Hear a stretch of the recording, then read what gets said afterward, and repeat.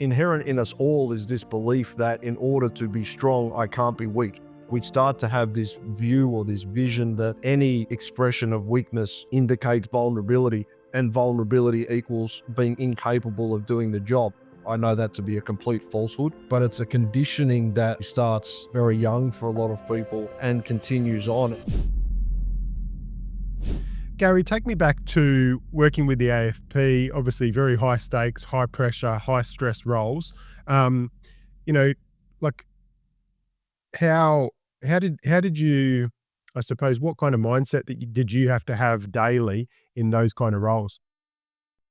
Yeah, I wrote a book about my experiences called Externally Bulletproof, Internally Brittle, which, I thought was quite reflective of my experiences. And, I suppose as a young man growing up in Western Sydney, as a young man growing up in the 80s, I suppose, in the early 90s, and then moving into an alpha dominated environment, I was probably built to be externally bulletproof. My whole persona was about showing up, getting the job done. We were highly trained, of course, but there wasn't a lot of conscious thought or practice going into what we were doing on a day to day basis. In fact, I didn't think it was too special. To be fair, it was just what I did.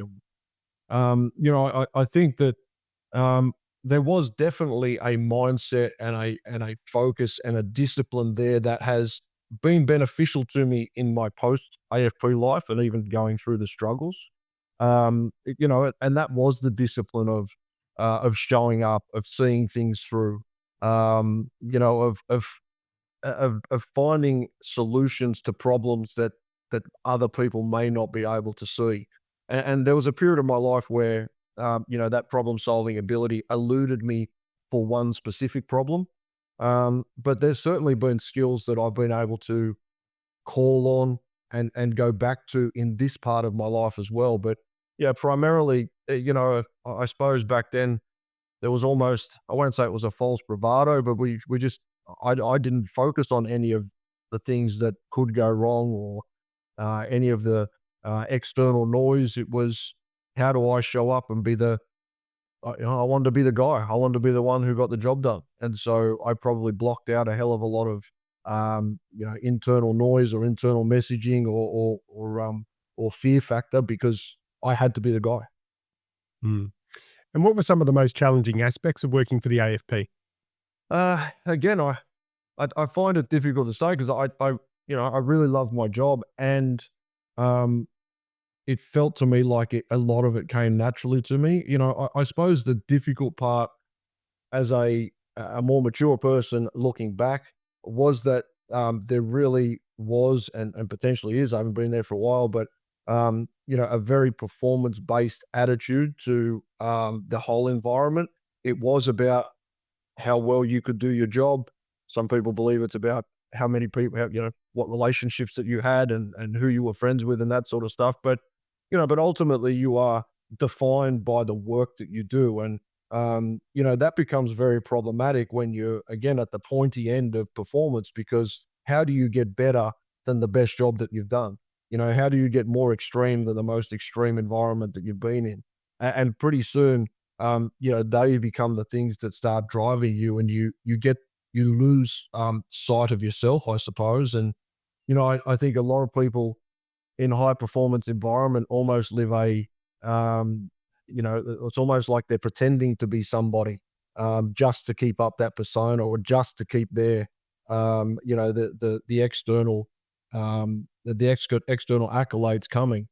And that's, again, in hindsight, that's probably was probably the most difficult thing for me personally through the experience. Mm.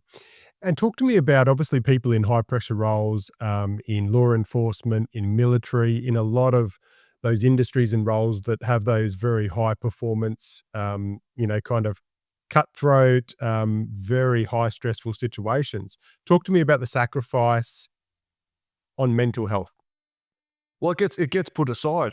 It gets spoken about a lot, and I genuinely believe that people want to do better in that field. I do think they're not really sure how, and but it does get put to the side because there's inherent in us all is this belief that in order to be strong, I can't be weak. And, we start to have this view or this vision that any expression of weakness indicates vulnerability, and vulnerability equals, being incapable of doing the job. Now, again, as somebody on this side of that life, I know that to be a complete falsehood.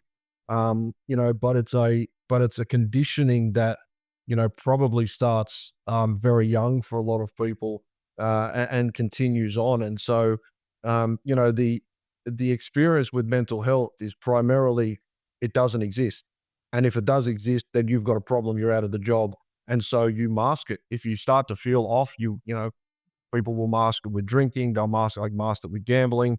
Some people will mask it with drugs, scrolling Netflix, eating bad foods, cheating on their partners, telling dirty jokes when they shouldn't be.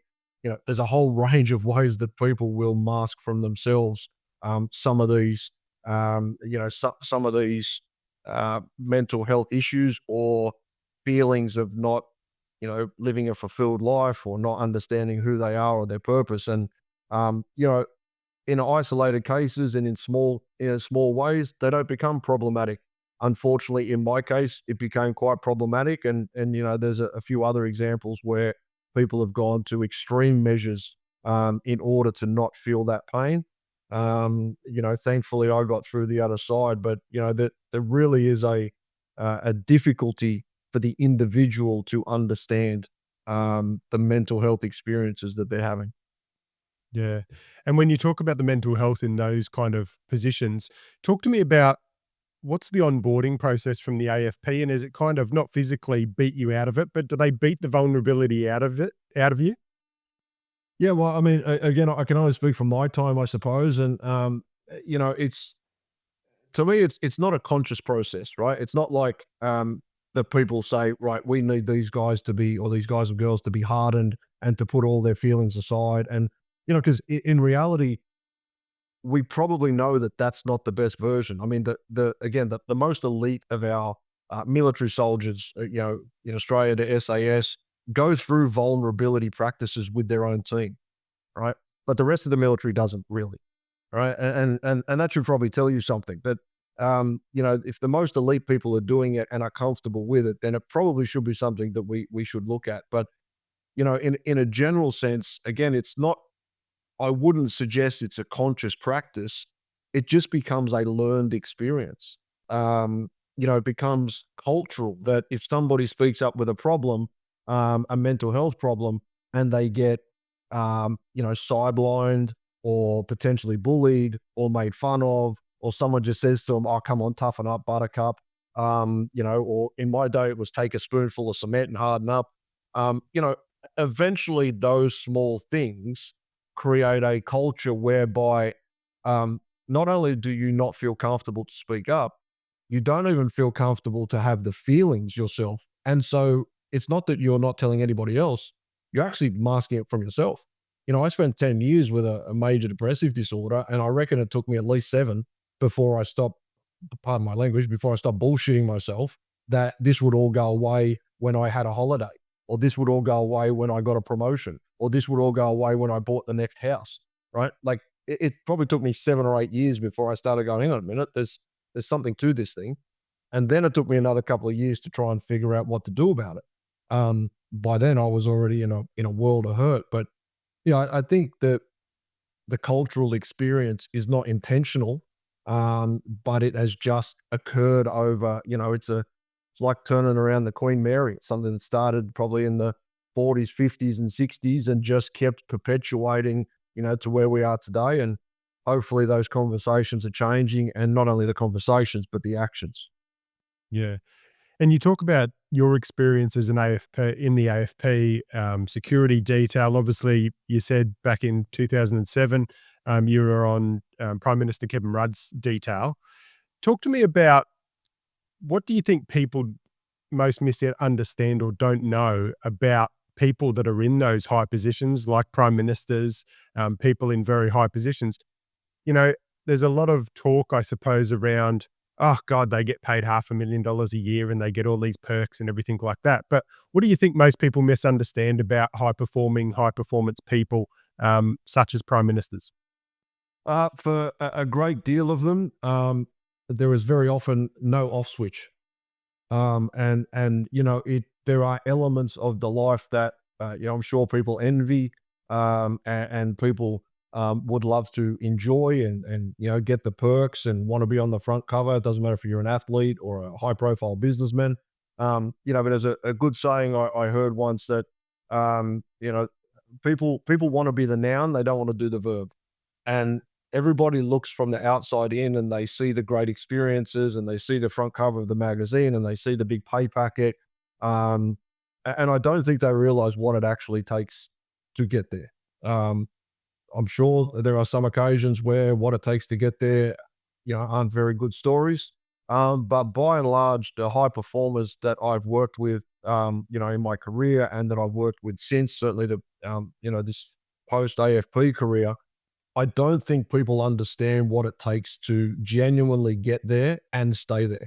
Getting there sometimes can be done by talent, um, but it's very hard to turn it off if you're at such a level where your whole persona is built around the performance that you do. And I think Elon Musk has said, you don't want to be inside his head. People want his life, I presume. People want his money. People want the ability to be able to do whatever they want and buy Twitter and call it X. But what they don't realize is what the whole 24/7 experience is like. And is it worth it? To some people, yes. And I think to some people, it probably isn't.